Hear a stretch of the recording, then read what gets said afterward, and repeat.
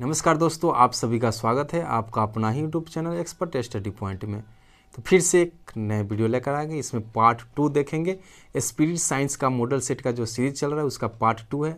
इसमें इससे पहले मॉडल सेट 1, 2, 3 हो चुका था, आज उससे आगे करेंगे। तो चलिए वीडियो को स्टार्ट करते हैं। तो मॉडल सेट 4 है। यूरिया अधिकतम मात्रा में पाया जाता है। हमारे शरीर में यूरिया सबसे अधिक मात्रा में कहाँ पाया जाता है? तो मूत्र में पाया जाता है। अगला है पेप्सिन का एक उदाहरण है तो एंजाइम। पेप्सिन जो क्या है? तो एक एंजाइम है। अगला है दूध में नहीं पाया जाता है, यानी कौन सा विटामिन दूध में नहीं पाया जाता है?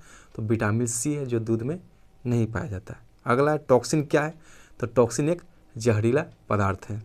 अगला है एंजाइम की रचना कैसे होती है? एंजाइम की जो रचना होती है एमिनो अम्ल के द्वारा होता है। अगला है फलों और सब्जियों में नहीं पाया जाता है। फलों और सब्जियों में कौन सा अम्ल नहीं पाया जाता है? कौन सा विटामिन नहीं पाया जाता है? तो विटामिन डी है जो नहीं पाया जाता है फल और सब्जी में। अगला है मलेरिया का परजीवी क्या है? मलेरिया जो फैलता है उसका परजीवी यानी वाहक क्या है? तो वो मादा एनोफिलीज मच्छर के वाहक से ये रोग होता है। अगला है मानव मूत्र में उत्सर्जित कौन सा विटामिन है? तो विटामिन सी उत्सर्जित होता है।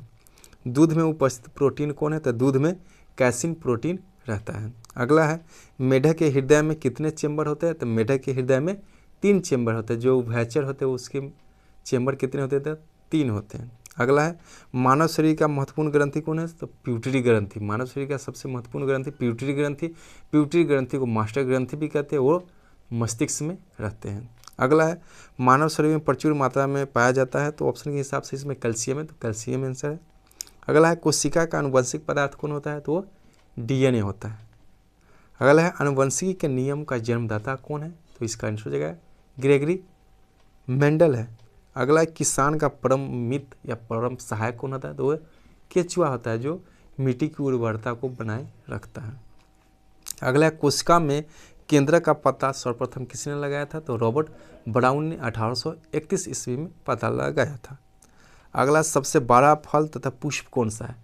तो सबसे बड़ा फल की बात करें तो आर्किड्स होता है, जबकि सबसे बड़े पुष्प की बात करें तो रेफ्लेसिया होता है।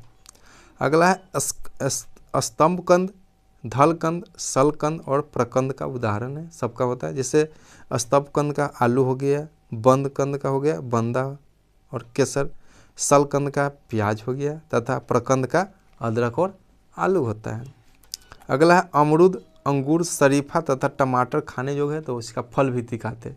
ये जो है अमरूद, अंगूर, शरीफा और टमाटर को क्या खाते हैं? तो हम लोग फल भी खाते हैं। अगला है आम, पपीता तथा बेर के खाने वाला भाग, तो ये मध फल भी होता है। अगला है अदरक तथा आलू के खाने योग्य भाग, तो अदरक और आलू के हम तना खाते हैं। अगला प्रश्न है मानव शरीर में रक्त की मात्रा शरीर के कितना होता है? तो मानव शरीर में जो रक्त की मात्रा है शरीर के कुल वजन का लगभग 7% होता है। चलिए अगले सेट मॉडल सेट 5 देखते हैं। मनुष्य के मस्तिष्क का वजन 1350 से 1400 ग्राम होता है।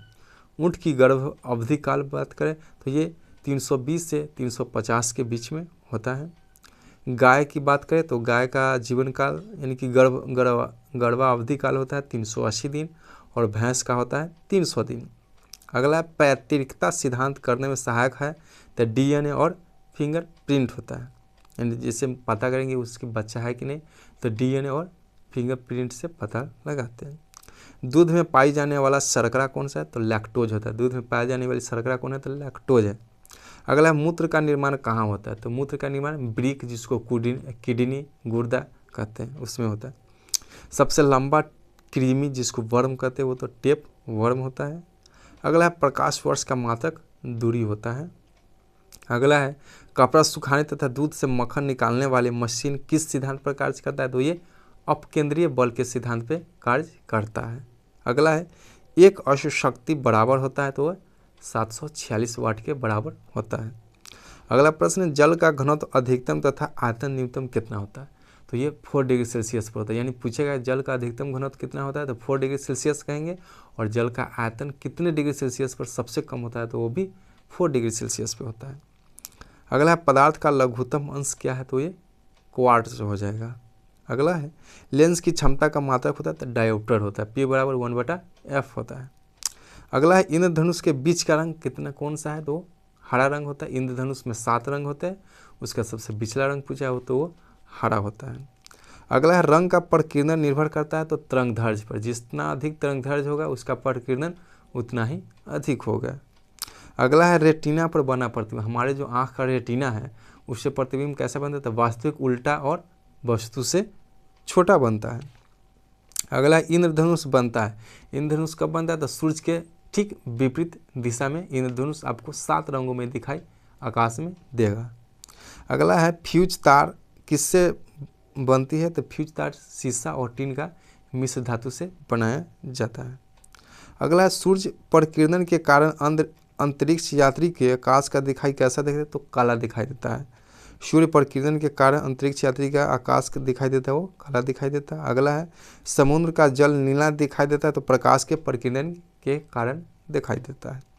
अगला है वायु का बुलबुला जल में व्यवहार किस लेंस की भांति करता है, तो वो अवतल लेंस के भांति व्यवहार करता है, जबकि वास्तविक रूप से वो उत्तल लेंस के रहता है।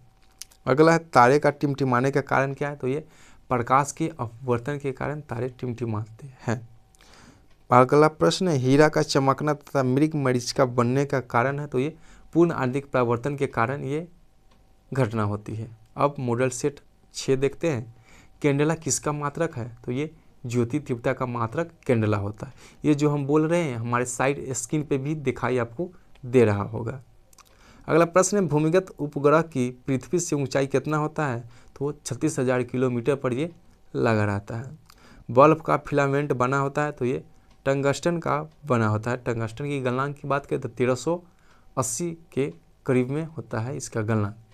चलिए कहता सूर्य उसका प्रतिरोधकता होगा। सूर्य का ऊर्जा का स्रोत क्या है, तो ये नाभिकीय संलयन के द्वारा सूर्य का ऊर्जा मिलता है। अगला है रेडियो सक्रियता की मापी जाती है, तो गीगर मूलर काउंटर जिसको जीव काउंटर के द्वारा भी मापते हैं। अगला है रॉकेट की गति किस सिद्धांत पर आधारित है, तो रॉकेट की गति संवेग संरक्षण के सिद्धांत पर भी है और न्यूटन के तृतीय नियम के सिद्धांत पर भी ये कार्य करते हैं। अगला है मूल रंग कहलाते हैं। मूल जो प्राथमिक रंग होते हैं वो लाल, हरा और नीला होते हैं। अगला प्रश्न है सेक्सटेंस के द्वारा प्रयोग किया जाता है, तो ऊंचाई मापने के लिए। ऊंचाई मापने के लिए हम सेक्सटेंस का प्रयोग करते हैं। अगला प्रश्न है निकट दृष्टि दोष दूर किया जाता है, तो निकट दृष्टि दोष करने के लिए अवतल लेंस का प्रयोग करते हैं। दीर्घ दृष्टि दोष दूर किया जाता है, तो दीर्घ दृष्टि दोष को हम उत्तल लेंस के द्वारा करते हैं। दीर्घ दृष्टि दोष में दूर की वस्तु दिखाई देता है जबकि निकट की वस्तु दिखाई नहीं देता, यानी जो दोष लगा रहता है उसमें वो दोष होता नहीं। चलिए आगे चलते हैं। परमाणु बम जो है किसके सिद्धांत पर आधारित है, तो वे नाभिकीय विखंडन पे आधारित है। अगला प्रश्न है बिजली के बल्ब में मुख्यतः प्रयोग किया जाता है, तो बिजली के बल्ब में मुख्यतः अक्रिय गैस का प्रयोग किया जाता है। अगला प्रश्न ध्वनि का वेग सर्वाधिक किस माध्यम में होता है, तो ध्वनि का वेग सबसे अधिक ठोस माध्यम में होता है, उसके बाद द्रव में और उसके बाद गैस में। अगर ठोस में भी पूछेगा तो सबसे ज़्यादा इस्पात में होता है। चलिए अगला क्वेश्चन है ध्वनि की गति किस धीमी होती है, तो हवा में होती है। अगला प्रश्न ऊर्जा का ऐसा मात्रक, तो ऊर्जा का ऐसा मात्रक कार्य का ऐसा मात्रक पूछेगा तो सबका ऐसा मात्रक जूल होता है। अगला प्रश्न है हाइड्रोजन बम किस पे आधारित है, तो हाइड्रोजन बम नाभिकीय संलयन पे आधारित है। अगला है जल का सर्वाधिक शुद्ध रूप जो होता है वो अशुद्ध जल का है या वर्षा का जल सबसे शुद्धतम रूप होता है जिसका pH मान 7 होता है।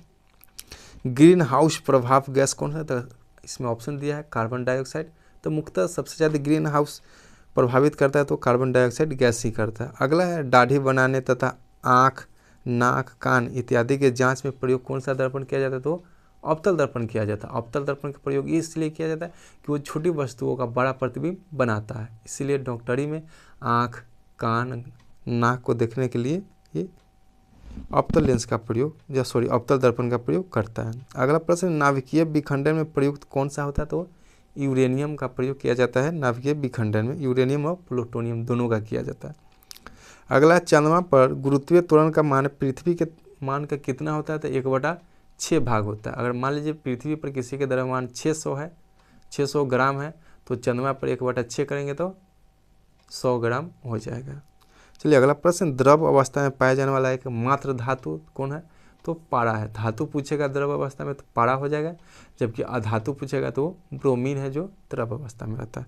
और लास्ट प्रश्न है, सुराही का पानी ठंडा होता है तो वाष्पीकरण के कारण सुराही का पानी ठंडा होता है। तो ये मॉडल सेट इस वीडियो में 4, 5 और 6 देखे हैं। इससे पहले 1, 2, 3 डाल चुके हैं, नहीं देखे तो डिस्क्रिप्शन में मिल जाएगा वहाँ से, नहीं तो वीडियो के लास्ट में मिलेगा। फिर से अगला इसका 3 पार्ट लेकर आएंगे। हमारे चैनल पर पहली बार है तो चैनल को सब्सक्राइब कर दीजिएगा, ताकि जब भी वीडियो डालेंगे तो आप तक पहुँच पाएंगे। फिर मिलते हैं अगले वीडियो में, तब तक के लिए ओके बाय, टेक केयर।